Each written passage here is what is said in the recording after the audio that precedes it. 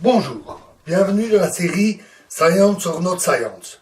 Alors donc comme nous l'avons dit, nous allons maintenant nous attaquer à la problématique de l'usage des mathématiques en sciences et surtout en physique. Alors on en a souvent parlé, quand on parlait des différentes méthodes d'élaboration des théories ou quand on parlait de la méthode scientifique, on a souvent parlé des mathématiques à tout point de vue. Donc, mais cela soulève des questions. Pourquoi est-ce qu'il y a une telle omniprésence des mathématiques en physique? Pourquoi les mathématiques sont-elles si incontournables dans une science qui se veut avant tout expérimentale? Nous avons souvent insisté sur ce point. L'expérience, l'expérience, l'expérience. Seul juge et source des informations. Pourquoi les mathématiques sont-elles si efficaces pour modéliser le réel? On a parfois cité la phrase « la déraisonnable efficacité des mathématiques ». Alors, la physique et les mathématiques. Alors, il y a entre la physique et les mathématiques une relation très forte. Alors, nous verrons cela de manière plus historique par après, mais cette relation très forte est bien connue. Déjà du temps de Galilée, donc dès que la science a pris sa forme moderne, Galilée disait « La philosophie est écrite dans le livre immense, perpétuellement ouvert devant nos yeux. Je veux dire l'univers. Mais on ne peut le comprendre que si l'on apprend le langage, d'abord le langage et les caractères dans lequel il est écrit. Il est écrit en langage mathématique et ses caractères sont des triangles, des cercles et d'autres figures géométriques sans l'intermédiaire desquelles il est humainement impossible d'en comprendre un seul mot. » Donc pour Galilée, c'est clair, le langage naturel de la science, c'est les mathématiques. 3 siècles plus tard, Jaynes disait le grand architecte, Dieu, semble être mathématicien. Et des citations comme celle-là, on pourrait vous en sortir des centaines. Des centaines et des centaines. D'un très grand nombre de scientifiques, de physiciens, très connus ou moins connus. Et le moindre chapitre d'un livre de mathématiques semble être la démonstration de ce fait. Tout livre de mathématiques, tout livre de physique est rempli de mathématiques. Prenez des livres de mécanique, d'électromagnétisme, de relativité, vous les ouvrez, vous avez des équations, vous avez des maths.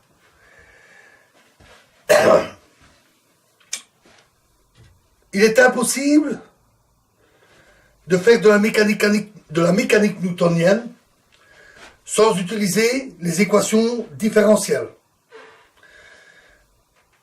Maxwell a synthétisé les équations de l'électromagnétisme à l'aide d'équations dites aux dérivées partielles. Il est impossible de faire de la relativité générale sans calcul tensoriel et même sans géométrie différentielle. Et la mécanique quantique est incompréhensible si on ne comprend pas ce que c'est qu'un espace de Hilbert. Ou la théorie quantique des champs a un socle fermement implémenté sur la théorie des groupes. Donc, cette relation, cette importance des mathématiques, et cette relation entre physique et mathématiques, elle est très claire. Elle est indubitable. Mais pourquoi ce succès? Parce que c'est un fait de le constater, mais ça soulève aussi la question de savoir pourquoi. Les mathématiques, c'est le monde de l'abstraction par excellence. Et pourtant, elles marchent très bien en physique, qui est par excellence la science du concret. Pourquoi? Ça surprend même les physiciens, qui le décrivent parfois de manière un peu étonnée. Langevin disait il est cependant remarquable que parmi les constructions abstraites réalisées par les mathématiques, aucune ne semble devoir rester inutile aux physiciens. Par une harmonie singulière, les besoins de l'esprit, soucieux de construire une représentation adéquate du monde, semblent avoir été prévus et devancés par l'analyse logique et l'esthétique abstraite des mathématiques. Vogel disait « Nous disposons ainsi, à propos de chaque chapitre de mathématiques, d'une infinité de jeux possibles, et nous avons supposé parmi ces jeux qu'il était possible de distinguer celles que l'on pouvait prendre comme tout ou partie pour décrire la réalité physique.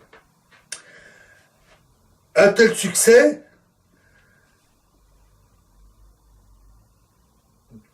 grâce à laquelle la physique mathématique peut exister, ne pouvait pas être escompté a priori.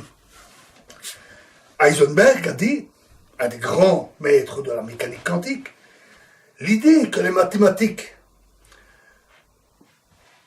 peuvent vraiment, en quelque sorte, s'adapter à des objets, des expériences, me semblait remarquable et passionnant.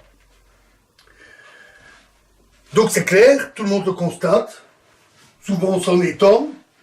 Donc nous allons essayer de comprendre et de creuser un peu ce sujet.